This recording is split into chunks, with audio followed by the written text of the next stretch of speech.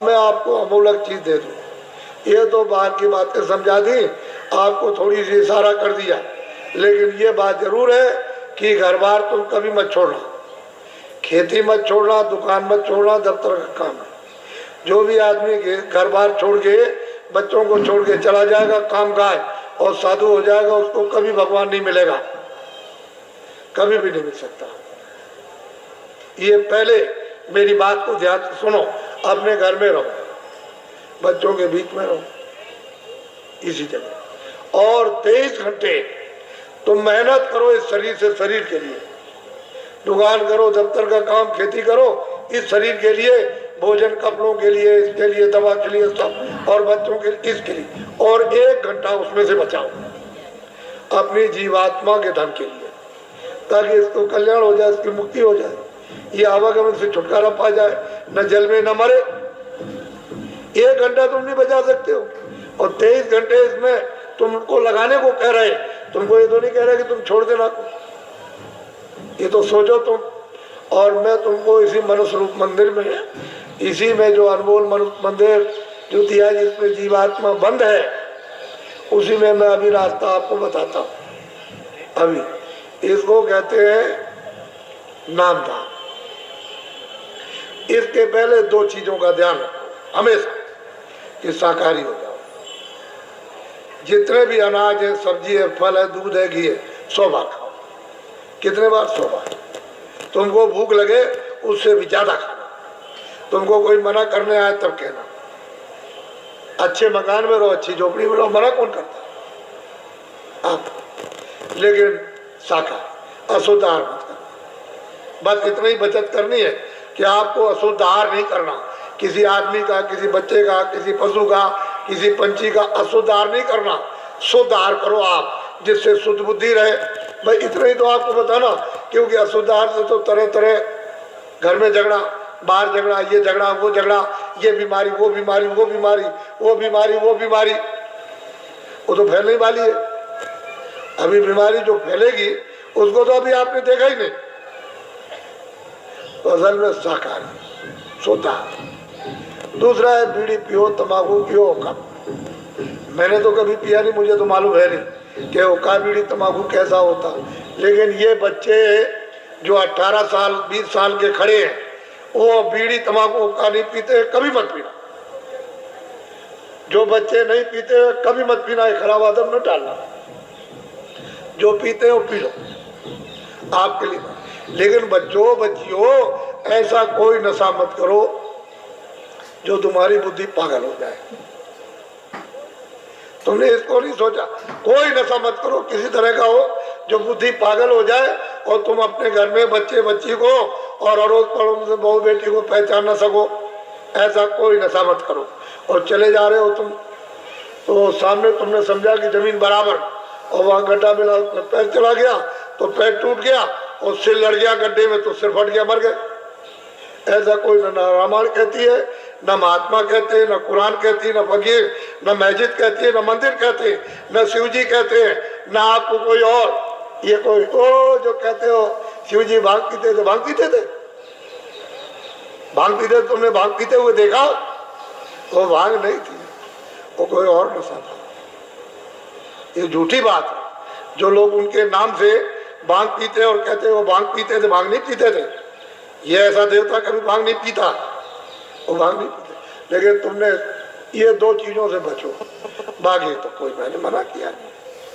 मैं तो एक सीधा साधा आपका सेवक हूँ, एक आदमी हूँ, और सही सच्ची बात तुम्हारे सामने तुमको बताने आए हो। तुम नहीं जगोगे, नहीं समझोगे, तो मैं इसके लिए क्या करूँगा?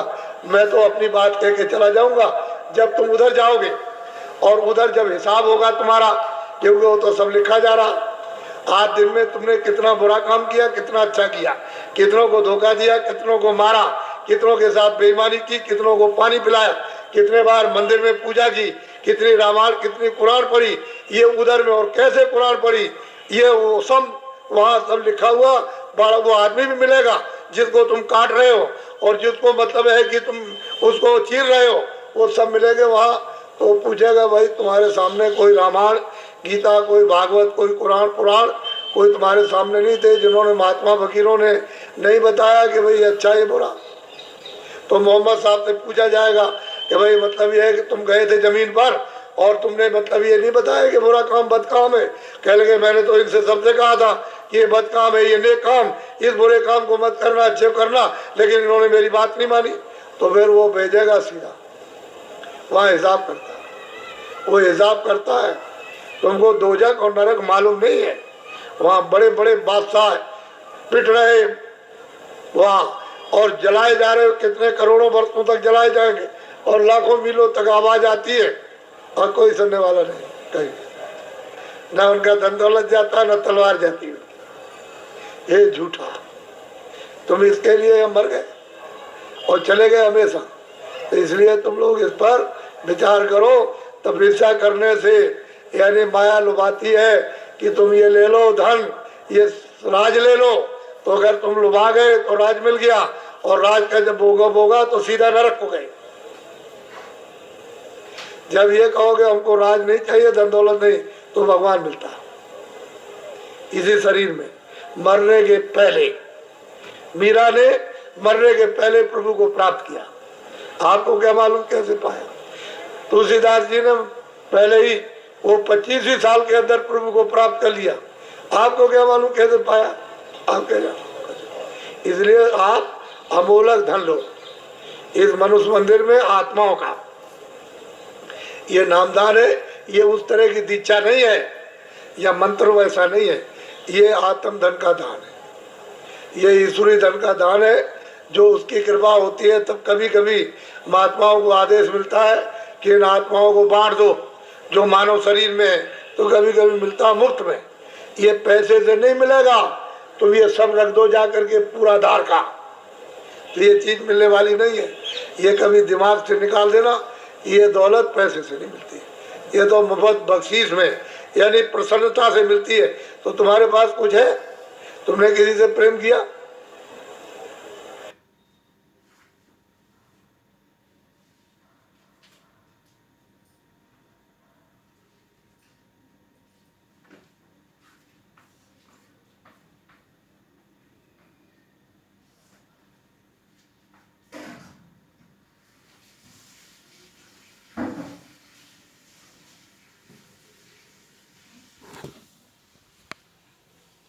प्रेम से प्रकट हो भगवान, किसी से किया प्रेम? किसी से नहीं किया। उसी शिव के सामने चोरी करते हो, धोखा देते हो विष्णु के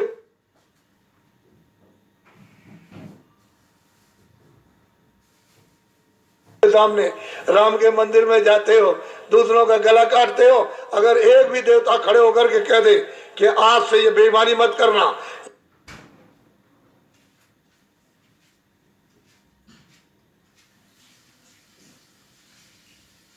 ये दगेबाजी, तो कहोगे मैं ऐसे देवता को अब नहीं मानता। जो सबके सामने हमारी बुराई कहते हम नहीं मानते ऐसे, फिर कभी नहीं आप जाओगे। अगर देवता बोल दे, अब उनको कुछ कहना नहीं, आपने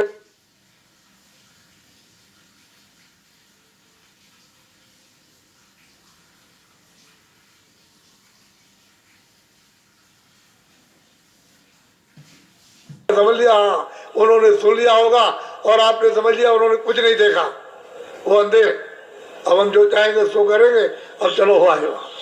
ये हालत तो हमारा है। अब बताओ तुमने प्रेम किससे किया? किससे प्रेम? वो तो कहते हैं प्रेम से मालिक मिलता है, आपने कैसे प्रेम? इसलिए आप सीधा, बहुत सरल है, बहुत सीधा है। कलयुग ने अधिकार आपको दे दिया स्त्री पुरुषों को कि सभी लोग उस परमात्मा को प्राप्त कर सकते हैं। किसी के लिए कोई बंधन है, और सुलभ और सहज और आसान। लेकिन तुम योग तो कर नहीं सकते हो। सतयुग और त्रेता और द्वापर का कोई भी क्रिया आप नहीं कर सकते हो। और उन्होंने मना कर दिया गोस्वामी जी महाराज ने कि कलयुग जोग न यज्ञ न ज्ञाना। कहते कलयुग में कोई जोग मत करना, न यज्ञ करना, और न आपको ज्ञान होगा। कलयुग में तो कहते हैं कि नाम आ जाना, और नाम कौन सा वो मैं बताऊंगा।